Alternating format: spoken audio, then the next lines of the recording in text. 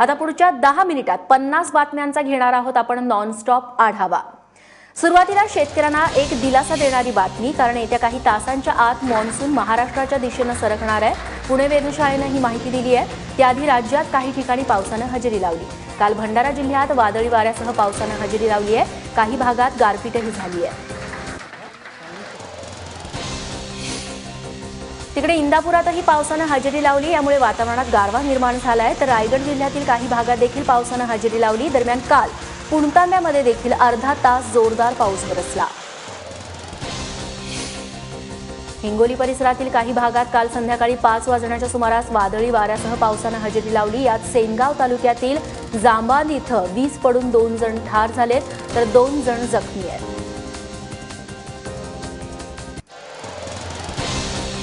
नागपूर जिल्ह्यातील कोंढाळी परिसरामध्ये वादळी वाऱ्यामुळे मोठं नुकसान झालंय। अनेकांच्या घराचे पत्रे उडून गेलेले आहेत, तर अनेक ठिकाणी झाडं आणि विजेचे खांब उन्मळून पडलेत। दुसरीकडे यवतमाळ जिल्ह्यातील वणी तालुक्यात वादळी वाऱ्याने मोठं नुकसान केलंय। झाडं पडल्याने 30 पेक्षा जास्त गावांचा वीज पुरवठा बाधित झालाय।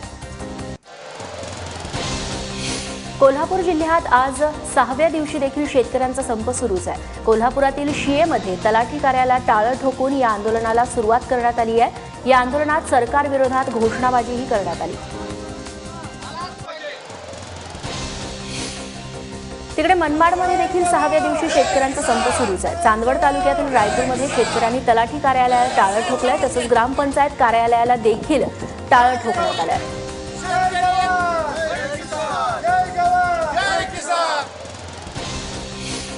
सोलापूरच्या आढे गावात शेतकऱ्यांनी संपाला उत्स्फूर्त प्रतिसाद दिलाय। मुख्यमंत्री आणि मंत्री सदाभाऊ खोत यांच्या प्रतिकात्मक पुतळ्याचे इथं दहन करण्यात आलंय। दूध सांडून यावेळी शेतकऱ्यांनी सरकार विरोधात आरोळ्या ठोकल्या। नाशिकच्या निफाड जिल्ह्यातील शेवटच्या गावानं देखील शेतकऱ्यांच्या संपाला उत्स्फूर्त प्रतिसाद दिलाय। रवळस गावात सरकारची अंत्ययात्रा आज काढण्यात आली।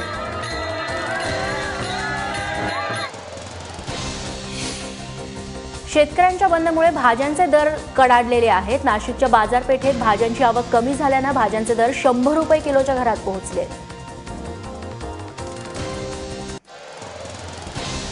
एकीकडे महाराष्ट्र बंद असला तरी आता शेतकरी संपाला राजकीय वळणही मिळालंय। शेतकरी आंदोलनाच्या नावाखाली काही राजकीय नेते आंदोलनात शिरलेत, त्यामुळे राजकीय नेत्यांशी चर्चा करणार नाही अशी भूमिका मुख्यमंत्र्यांनी मांडली आहे।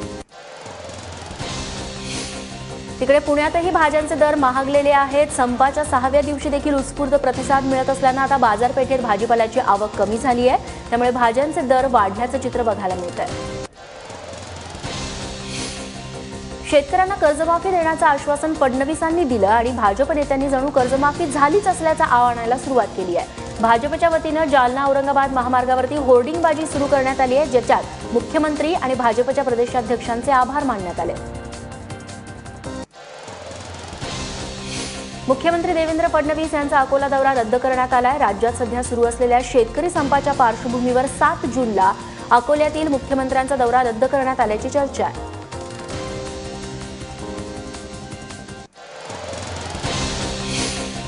शेतकरी संपानिमित्त राज्यभरात पुकारण्यात आलेल्या बंदचा फटका पिंपरी चिंचवडकरांना जरा जास्तच बसलाय, कारण दूध, भाजीपाला, फळांसोबतच पिंपरी चिंचवडकरांना काल पाणीही मिळालेले नाही। महाराष्ट्र बंदच्या पार्श्वभूमीवरती मावळवासियांनी पवना धरणातून पिंपरी चिंचवडला केला जाणारा पाणी पुरवठा खंडित करण्याची मागणी केली होती। रायगडावर आज 344वा शिवराज्याभिषेक सोहळा पार पडला। हजारो शिवप्रेमी आणि खासदार संभाजीराजे यांच्या उपस्थितीत हा शिवराज्याभिषेक सोहळा पार पडला। या सोहळ्यानिमित्त राज्यभरात वेगवेगळ्या कार्यक्रमांचं आयोजनही करण्यात आलंय। यावर्षी सप्टेंबर महिन्यापासून मुंबईच्या उपनगरीय पश्चिम रेल्वेवरती एसी लोकल धावणार असल्याची माहिती रेल्वे अधिकाऱ्यांनी दिली आहे। तांत्रिक कारणास्तव एसी लोकल मध्य रेल्वेवरती धावू शकली नाही। मुंबईकरांचा प्रवास गारेगार करण्यासाठी 10 एसी लोकल पश्चिम रेल्वेवरती धावणार आहेत। विशेष सरकारी वकील उज्ज्वल निकम यांना Z+ सुरक्षा असताना देखील रेल्वेतून त्यांचा मोबाईल चोरीला गेल्याची घटना घडली आहे। दादर अमृतसर पठाणकोट एक्सप्रेसनं रात्री जळगावला जात असताना निकमांचा मोबाईल चोरीला गेलाय।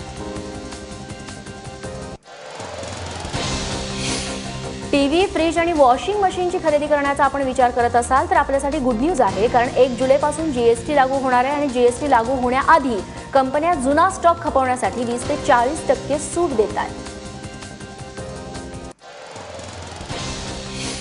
मुंबईतल्या रेल्वे स्थानकांवरती प्लास्टिकच्या बाटल्या रिसायकल करण्याचं मशीन बसवण्यात आलंय. दादर, चर्चगेट, अंधेरी, ठाणे, मुंबई सेंट्रल, वांद्रे यासह 10 स्थानकांवरती हे रिसायकलिंग मशीन बसवण्यात आलंय.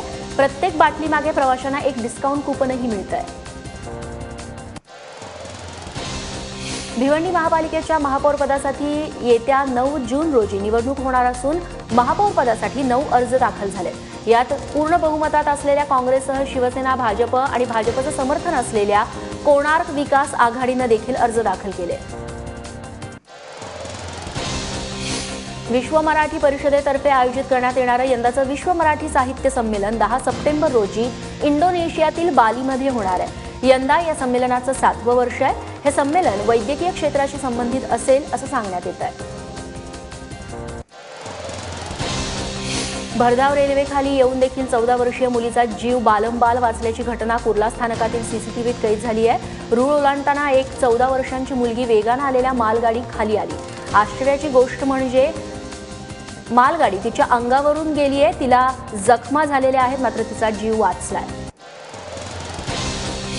अण्णाभाऊ साठे आर्थिक विकास महामंडळात कोट्यवधींचा घोटाळा करणारे माजी आमदार रमेश कदम जेलमध्ये असून देखील त्यांच्यावरती 2 आठवड्यात 2 वेळा FIR दाखल झाली आहे. जेलमधील एका अधिकाऱ्यानं कदम यांना जेलमधून पळून जाताना पाहिलं.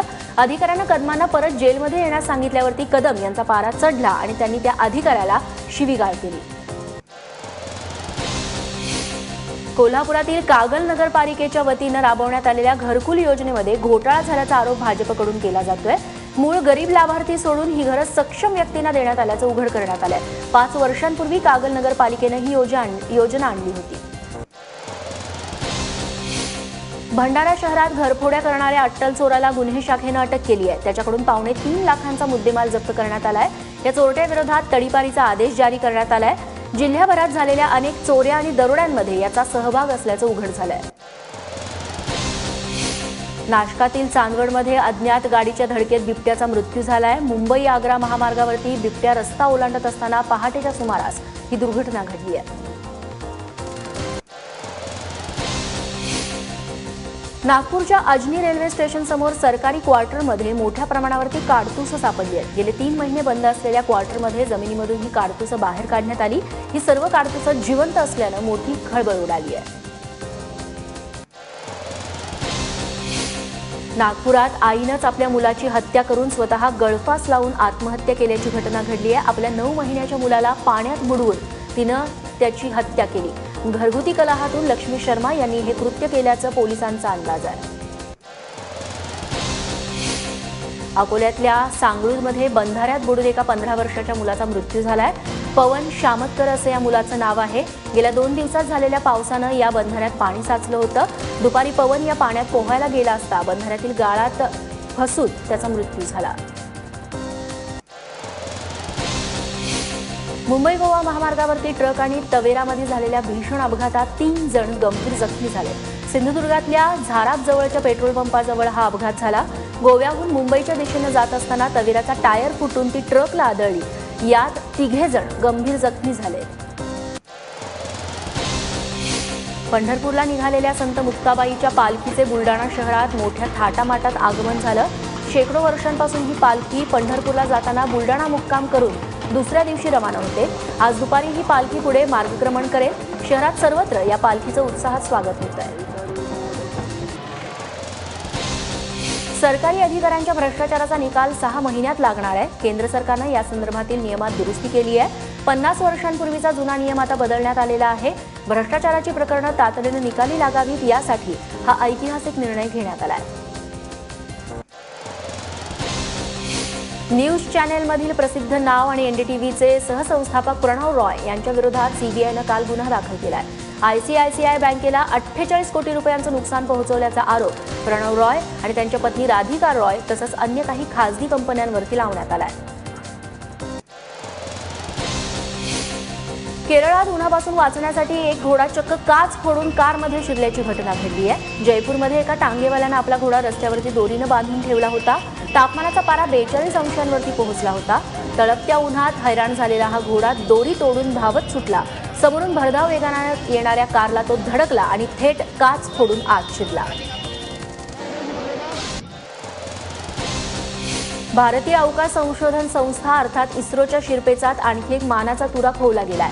इस्रोच्या GSLV Mark 3 या संपूर्ण भारतीय बनावटीच्या उपग्रह प्रक्षेपकाचं श्रीहरिकोट्यातून यशस्वी प्रक्षेपण करण्यात आलं. GSLV Mark 3 च्या यशस्वी प्रक्षेपणामुळे आता भारताला 2.3 टनापेक्षा जास्त वजनाचे उपग्रह अंतराळात सोडण्यासाठी परदेशात जाण्याची गरज भासणार नाही. छत्तीसगडच्या नक्षली हल्ल्यात एक जवान शहीद झाला तर 10 जवान जखमी झालेत. कंधमाल जिल्ह्याच्या खमनकोलमध्ये रविवारी रात्री नक्षलवाद्यांनी उशिरा हल्ला केला. त्यानंतर कोम्बिंग ऑपरेशन करून परतत असताना काल या जवानांवरती नक्षल्यांनी हल्ला चढवला. जम्मू काश्मीरातल्या बांदीपुरा जिल्ह्याच्या संबळ भागात CRPFच्या तळावरती हल्ला करणाऱ्या दहशतवाद्यांचा कट भारतीय जवानांनी उद्ध्वस्त केला. हा कट रचणाऱ्या 4ही दहशतवाद्यांना भारतीय जवानांनी कंठस्नान घातलंय. अमेरिकेतील ऑर्लँडो या शहरातील बिझनेस पार्कमध्ये झालेल्या गोळीबारात 4 जणांचा मृत्यू झालाय. गोळीबार करणाऱ्या हल्लेखोराचा पोलिसांनी खात्मा केला असून कामासंदर्भातील वादातून ही घटना घडल्याची शक्यता आहे. दहशतवादाला खतपाणी घालत असल्याचा ठपका ठेवत आखातातल्या प्रमुख देशांनी कतारवरती बहिष्कार टाकल्याचं जाहीर केलंय. बहारीन, सौदी अरेबिया, संयुक्त अरब अमिराती आणि इजिप्त या देशांनी कतारशी राजनैतिक संबंध तोडल्याचं जाहीर केलंय.